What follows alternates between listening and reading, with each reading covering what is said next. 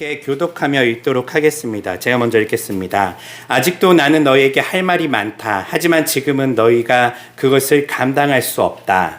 그러나 덮는 곧 진리의 성령이 오시며 그분이 너희를 모든 진리 가운데로 인도하실 것이다. 그분은 자신의 생각대로 말씀하시지 않고 자신이 들은 것만을 너희에게 전해 주실 것이며 또 앞으로 일어날 일도 너희에게 알려주실 것이다. 그분은 내 것을 넘겨받아 너희에게 알려주심으로써 나를 영광스럽게 할 것이다.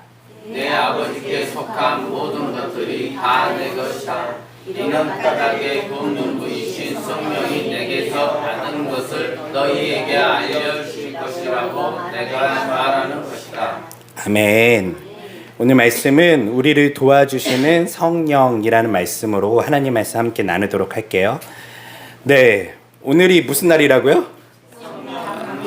네, 성령 강림주일이에요. 성령 강림주일은 부활절로부터 50일이 지난 바로 이 오순절에 일어난 사건인데요. 한번 여러분들이 생각해 보세요. 우리가 부활절을 봄에 했었잖아요. 그로부터 예수님의 부활을 목격한 사람들이 있었었고요. 그 후에 성령께서 오시는 그 기간 동안 교회들이 이렇게 시간을 보내오다가 오늘 마가의 다락방에서 같이 200여 명의 성도들이 같이 기도하는 가운데 성령께서 그곳에 불의 혀처럼, 참 이게 참 재밌어요. 불의 혀라고 묘사를 해요. 그 불의 혀가 뭐죠? 모닥불 피면 탁 터지면 슉 이렇게 되잖아요. 그 당시는 뭐 이렇게 CG도 없고 뭐 이렇게 우리처럼 이렇게 판타지를 많이 보는 세상이 아니에요. 근데 정말 놀라운 광경을 목격한 거예요.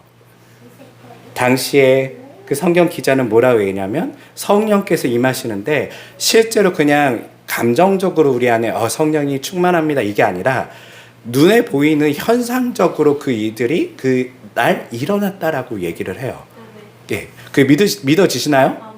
예, 많은 사람들이 이거에 대해서 그냥 묘사라고 하지만요, 묘사라 하기에는 불의 혀가 맞지가 않아요. 사실은요, 묘사라면 성령이 그날 오시는데 충만히 임재했다라든지 성령이 오시는데 우리를 압도했다든지 여러 가지 표현할 수 있는데, 아니면 뜨겁게 임재했다라고 하는데 불의 혀래요. 뭔가 실제로 보이지 않는 그 성령께서 그날은 그들에게 의도적으로 보여주신 것 같아요.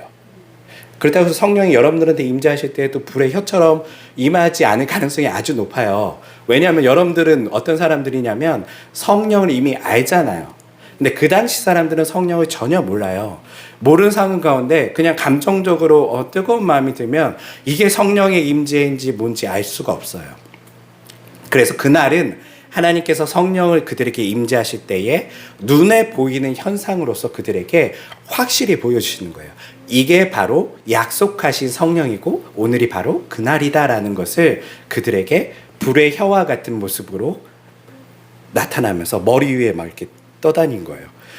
무섭기도 하고 놀랍기도 하는데 그 중에 갑자기 어떤 사람이 방언이 터져 나오기 시작하고요.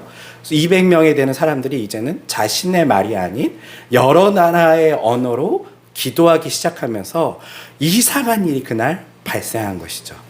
워낙 얼마나 이상했으면 그날 지나가다가 유대인들이 당시에 절기를 지키기 위해 많이 몰려왔었는데 다른 여러 나라에서 몰려왔거든요. 디아스포라 유대인들이요. 몰려와서 이거 우리나라 말인데, 이거 아프리카 말인데, 이거 중동의 말인데, 이거 로마의 말인데, 자신들의 언어를 듣고 이게 무슨 일인가 라고 생각할 때에 그때 누가 내려오죠?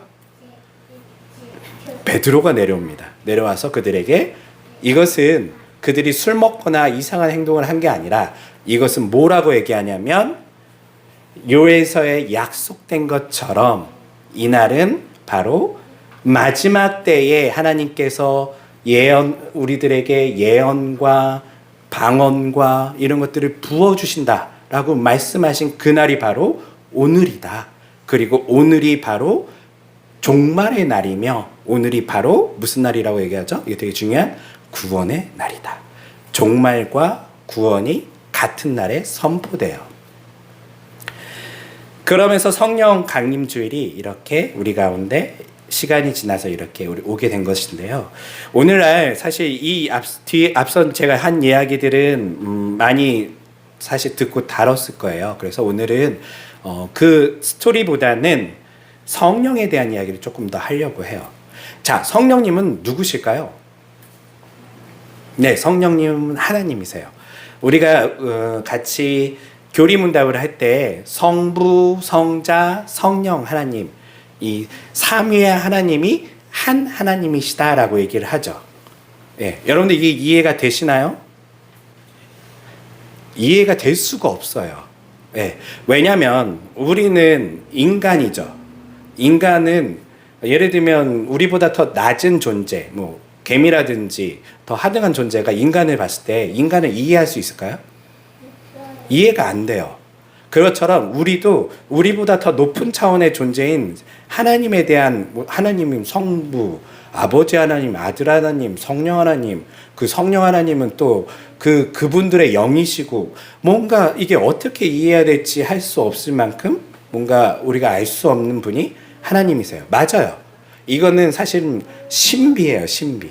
하나님을 우리가 다 그 존재를 알았다라고 했을 때는 여러분들이 이미 하나님보다 더 높은 존재가 돼 있는 거예요. 이해가 되시죠?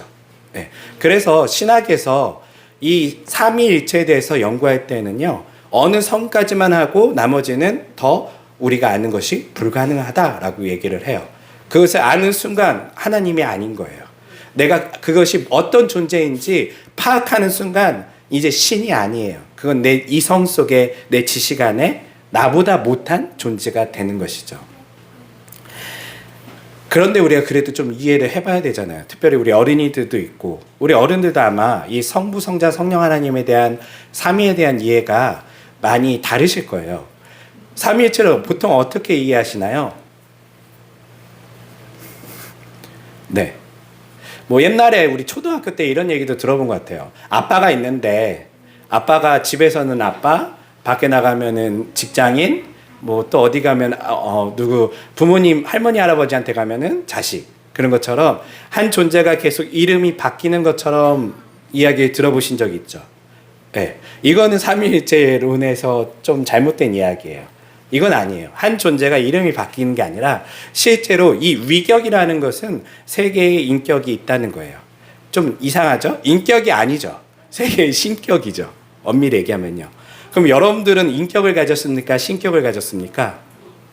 예, 우리는 인격을 가졌는데 엄밀히 또 생각해 보면요. 우리는 하나님의 거울과 같아요. 사실 이거를 자유주의 신학자가 거꾸로 이야기하거든요. 신은 인간의 거울이다라고 얘기를 해요. 인간이 못하는 것, 인간이 할 수 있는 것의 최대치를 신에게 부여하고 우리가 그것을 허상을 만들어 놓은 것이 신이다라고 이야기하는 자유주의 신학자가 있어요. 그런데 저는 그거 보면서 아니 반대로 온 것 같은데 우리가 신의 거울인 거예요. 우리는 인격을 가졌다고 하지만 우리는 누구를 닮았죠? 하나님을 닮았어요. 엄밀히 얘기하면 우리는 신격을 닮았어요. 그래서 성경에서 다윗은 우리를 신과 같다라고 얘기를 해요. 네. 재밌지 않으세요?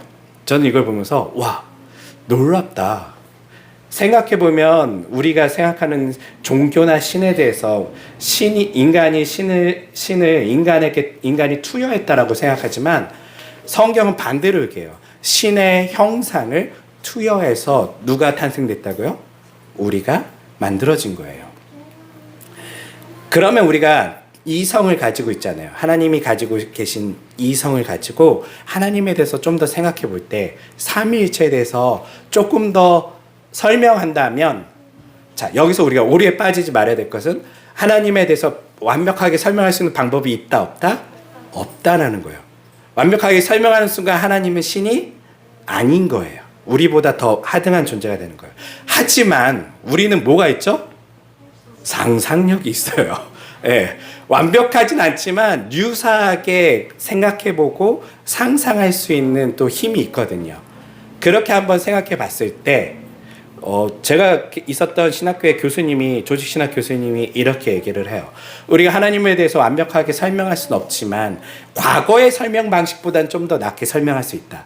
과거의 설명 방식은 아까 얘기한 뭐 이름이 바뀐다는 듯이 이런 거 말고 조금 더 보이지 않지만 세계가 하나이고 하나가 세계인 게 있다라고 하는 거예요. 이 세상에.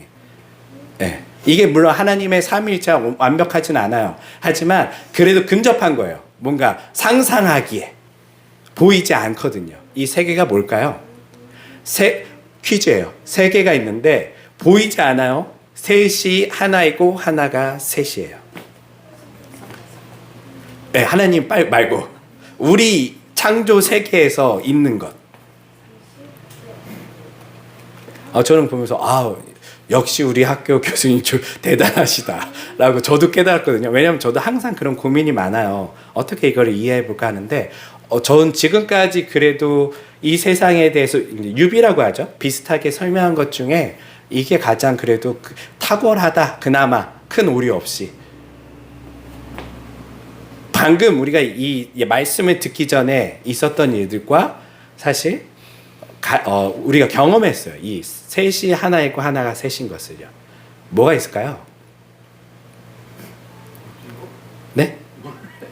물. 물이요. 물은 H2O죠. 예, 비슷해요. 예, 비슷한데 맞아요. 비슷해요. 근데 이거보다 조금 더 아름다워요. 예, 퀴즈. 이거 맞히시는 분에게 오늘 상품 드릴게요. 네? 나비 땡. 아름다워요. 힌트. 그리고 아까 우리가 이 말씀을 듣기 전에 이미 경험했어요.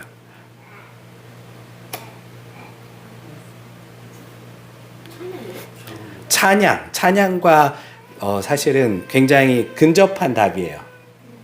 찬양이라고 하긴 좀 그렇고 근접한 답이에요. 선물 준다 그 선물. 맞춰봐요. 예배예요? 네? 예배에서 일어나는 일이기도 하죠. 임재. 네? 성령. 기도는 아니에요. 네. 이거는 예배 시간 말고도 일반 하나님을 믿지 않는 사람들도 경험하는 삼위일체 중에 하나죠. 우리 세상에서 알 수 있는. 우리 세상 보이지는 않아요. 꿈이에요? 꿈 아니에요. 양심 아니에요. 다 나오는데. 우리 시대가 자, 사랑. 사랑 아니에요. 보이진 않고 우리는 이것을 좋아하고 우리는 이것을 경험할 때마다 아름다움을 느끼죠. 노래. 음악인데 음악에서 어떤 거예요? 악기. 아니. 악기 아니에요. 음악에서 음악에 있는 것 중에 하나예요. 음악은 이게 반드시 있어야 돼요. 박자. 하모니. 정답. 하모니. 예. 하모니. 다른 말로 하면 이제 코드라고 얘기를 하죠. 예. 자, 우리가 C 코드를 얘기하거든요. C 하모니죠. 이 코드는 뭐로 이루어졌냐면 도, 미, 솔로 이루어져 있어요. 예. 도, 미, 솔은 각각 치면 자신의 소리를 가지고 있어요, 없어요? 가지고 있죠. 근데 이 세 개를 동시에 땅 때리면 어떤 소리가 나죠?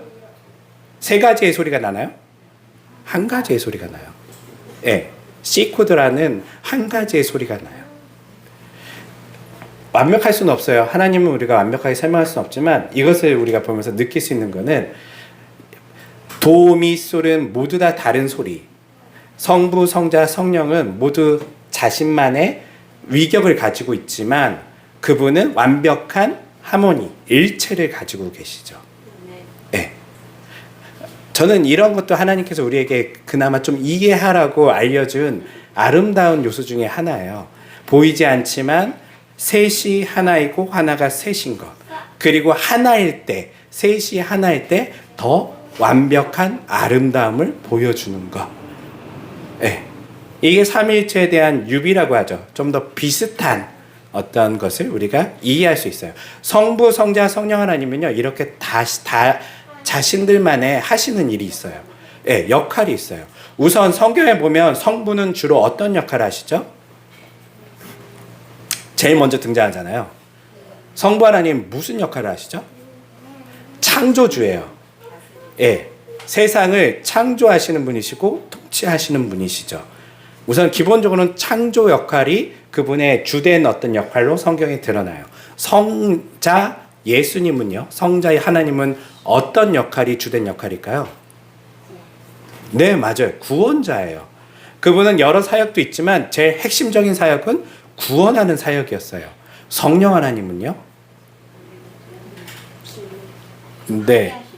오늘 설교학교 다 이미 나왔어요. 돕는 분이에요. 돕는데 이분이 어떻게 돕는가를 오늘 조금 마지막 배우고 말씀을 정리하려고 해요. 자, 성령님은 예수님께서 뭐라고 오늘 말씀하시냐면 내가 이제 곧 하나님께로 올라갈 거야. 아버지께로 올라가면 너희들에게 더 유익할 거라고 얘기해요. 자신이 여기 있는 것보다. 네. 그분이 오시면 너희들을 어디로 인도하냐면 진리 가운데로 인도해 갈 거야 라고 하세요. 무슨 말일까요? 저는 이게 보면서 진리, 그럼 진리가 뭐예요? 네. 하나님의 말씀인데 그것을 좀 더 구체화시키면 하나님의 말씀은 도대체 무엇을 우리에게 이야기하고 있어요? 죄인을 알게 하는데 이 말씀의 핵심은 실제로는 이 하나님의 말씀 성경에 예, 우리 한번 좀 더 압축해 볼게요. 압축해 보면 성경을 압축하면 보통 어떤 구절이라고 얘기하죠? 요한복음 3장 16절. 하나님이 세상을 이처럼 사랑하사 독생자를 주셨으니. 예. 지금 누구를 얘기하고 싶은 거예요? 성경은요. 예, 독생자를 주신 예수님에 대한 이야기를 하고 싶어요. 그래서 창조부터 종말까지 실제로 성부, 성자, 성령 하나님이 계속 등장하시긴 하지만 실제로 여기서 끊임없이 예고되고 곧 그분이 오실 것이고 그분이 우리를 이 모든 죄와 사망에부터 구원할 것이고 뿐만 아니라 그분이 다시 오실 때에는 이 땅의 왕으로 오셔서 이 세상을 완벽하게 통치하시고 그리고 억울한 자들에게 눈물을 닦아주시고 이제 다시 그 나라에는 눈물이 없다라고 얘기하면서 완벽한 하나님의 나라에 대해서 이야기하는데 그 핵심은 누구죠? 예수님이에요. 그래서 성경에 보면 요한복음의 14장 6절에서 이렇게 얘기를 해요. 예수님께서 뭐라고 말씀하시냐면 이제 이게 유일한 신학자들이 찾은 여러 가지 언어 중에 다른 2000년 전 문서들에 없는 이건 예수님이 100% 하신 이야기야. 제자들이 듣고 대충 쓴 게 아니라 이것만은 그 사람의 언어 습관 있잖아요. 언어 습관이고 그 사람의 언어야 라고 하는 아주 중요한 본문이 나오는데요. 그 본문이 뭐냐면 내가 곧 길이요 진리요 생명이다라는 말이에요. 네. 그러니까 예를 들면 성경에 서로 사랑해라, 용서해라 이런 거 다른 데도 있잖아요. 그런데 어떤 경정에도 없고 어떤 당시의 고대 문서에도 없는 당시에 이것만은 실제 예수님이 반드시 했을 거라고 하는 말 중에 하나가 바로 이거예요. 아무리 성경을 비판해도요. 이게 바로 내가 곧 길이요 진리요 생명이라는 말은요. 어디에도 없어요. 예수님 뭐라고 말씀하시냐면 내가 곧 길이고 뭐라고요? 진리래요. 예수님이 진리래요. 근데 성령은 뭘 하시냐면 우리를 진리 가운데로 이끄실 거라고 예수님께서 말씀하셨어요. 달리 말하면 우리를 누구에게 이끈다고요? 예수님께 이끄는 거예요. 성령님은 보이지 않지만 우리를 예수님께 이끌어 가세요. 예수님께서 남아 계신 것보다 왜 성령께서 오시는 게 더 유익한가요? 그러면 예수님이 직접 우리에게 나타나셔서 자신을 소개하고 얘기하면 되는데 왜 성령께서 오시는 게 더 유익했을까요? 맞아요. 예수님은 육신을 입고 계시잖아요. 공간에 한계가 있어요. 이 시간에 이 사람밖에 만나지 못해요. 하지만 성령 하나님은요, 공간을 초월해요. 그분은 영이시기 때문에 우주 모든 공간에 동시에 같은 공간에 임재하실 수 있는 능력이 있으신 분이시죠. 물론 예수님에게 능력이 없다는 건 아니에요. 예수님이 실제 자신도 그러하신 분이시지만 육신을 입으신 거죠. 왜요? 우리를 구원하기 위해서 자신을 제한한 거예요. 성육신의 사건은 이렇게 예수님이 어떻게 보면 더 자신도 성령처럼 그 일을 마땅히 할 수 있지만 자신을 제한했기 때문에 자신이 그 일을 완수하지는 않아요. 그리고 성령께서 오시면 그 일을 이제 완수하실 거라고 얘기를 하죠. 그래서 성령께서 하신 일이 무엇이냐면 우리에게 예수님을 알 수 있도록 우리를 인도하고 계세요. 여러분들의 인생을 돌이켜보면 누구의 손길을 느끼시나요?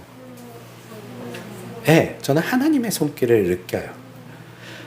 한번 생각을 해봤어요. 어제도 이제 우리 카페에서 일하는 친구가 자신이 이제 안양에 사는 친구인데 목포에서 오게 된 게 이건 정말 하나님의 뜻인 것 같다. 본인이 일부러 얘기를 하더라고요. 그래서 그래요. 그런 얘기를 했다는 건 나이를 먹었다는 거예요. 자신의 인생을 이렇게 돌이켜 볼 수 있다는 거는. 아직 우리 10대들 자신의 인생을 돌이켜보면 하나님의 손길을 느껴요? 예, 아직 돌이킬 게 별로 없잖아요. 예, 아직 못 느끼지만 나이를 먹어갈수록요. 내 힘으로 여기까지 온 게 아니라 실제로는 하나님께서 한 걸음 한 걸음 인도하셨구나. 그때 내가 다 알지 못했지만 어떤 사람을 붙여주시기도 하고 어떤 친구를 만나기도 하고 어떤 선생님을 만나기도 하고 그때 만났던 그 사람들, 그 장소, 그 공간, 그 교육, 그 모든 것들이 다 실제로 어디로 이끌고 있다고요? 우리를 예수님께로 이끄시는 역할을 하신 분이 성령님이세요. 그래서 바울이 이야기하기를 이 땅에 어떤 것도 그리스도의 사랑에서 끊을 수 없다 얘기하는 거예요. 우리가 어려움에 처했더라도 결국 이 어려움조차도 성령께서 어떻게 이끄신다고요?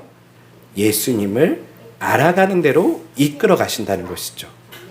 우리에게 어떤 고난과 때로는 우리의 가난과 때로는 병걸림과 여러 가지 힘든 상황이 온다 할지라도 낙심하지 말 것은 이 모든 것을 통해서도 누가 일하시냐면 보이지 않는 성령 하나님께서 우리를 진리 가운데로 이끄시는 거예요. 예수님 가운데로요. 최종은 누굴 만난다고요? 우리가 사망을 만나겠죠. 심지어는 사망까지도 그리스도를 아는 데에 쓰임받을 뿐이에요. 이게 성경이 주는 우리에게 놀라운 약속이고 성령님께서 하시는 일이죠. 그러면서 예수님께서 뭐라고 말씀하냐면 얘들아 이제 내가 가고 그분이 오면 그렇게 유익할 것인데 그분은 어떤 분이라고 내가 설명할 수 있냐면 그분은 돕는 분이셔라고 얘기하고 계세요. 많은 사람들이 성령님 하면 뭘 생각하냐면 파워를 생각해요. 성령의 능력에서 막 전도도 하고 막 병도 고치고 뭐 어떤 기적적인 일들을 우리가 상상하는데요. 이건 사실 성령님의 주된 일은 아니에요. 물론 이 일도 하세요. 필요하시다면. 하지만 주된 일은 뭐라고요? 이끄는 분이세요. 이끄는데 이분이 어떻게 하냐면 우리를 도와주면서 이끄시는 분이세요. 여러분들이 기도할 때 그 기도를 듣고 그것을 듣고 우리를 도와주시는 분이 바로 성령 하나님이세요. 어떻게 우리를 도와야 될지 그분은 아세요. 왜 아시냐면 그분은 어디 계실까요? 우리와 함께 계시고 우리 안에 계세요. 내가 다 알지 못하고 나의 상태에 대해서 내가 왜 이런지 모르겠어. 오늘은 되게 화가 나고 짜증이 나고 답답하지만 이거 누가 알고 있어요? 나는 모르지만 성령 하나님은 알고 계세요. 야, 너 사실 이것 때문에 그래. 너 오늘 밥을 안 먹었구나. 너 오늘 당이 떨어져서 그래. 성령님을 알고 계세요. 그래서 우리를 도와주시죠. 제가 마지막으로 여러분들에게 이것을 조금 더 쉽게 이야기하면 우리가 그동안 신앙생활을 하면서 이런 생각 많이 하잖아요. 누군가 나 좀 도와줬으면 좋겠다. 누가 나를 좀 도와줬으면 좋겠다. 어려운 상황이 생겼을 때 누군가 나를 좀 도와줬으면 좋겠다라고 생각하는데 이때 누가 나를 도와줄 수 있어요? 성령께서 도와주실 수 있으세요. 기도하셨으면 좋을 것 같아요.